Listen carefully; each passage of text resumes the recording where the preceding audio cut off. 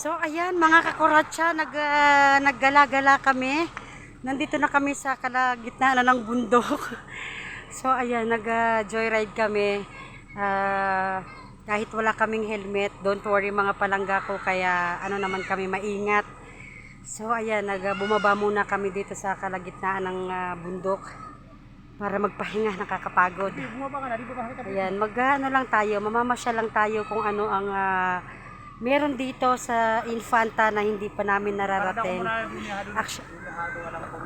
Kasi yung mga taga Maynila talaga pumupunta dito para lang mamasyal, tingnan ang kagandahan ng lugar ng Infanta.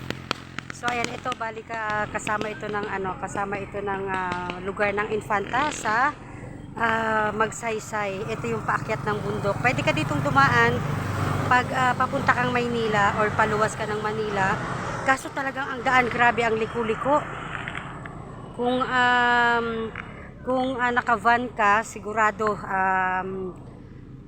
hilo ka. So ayan, tara mga kakuratsa, samahan niyo ulit kami sa aming biyahe kung saan kami dadalahin. Ayan, tara mga kakuratsa.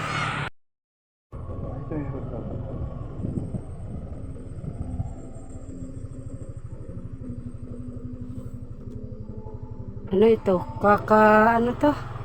Kakawayan Falls.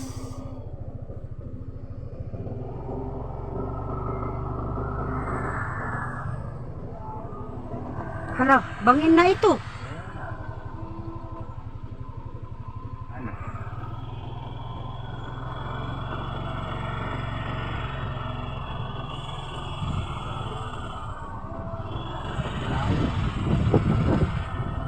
Anong tao diyan, dapat tayong nakatakot dito.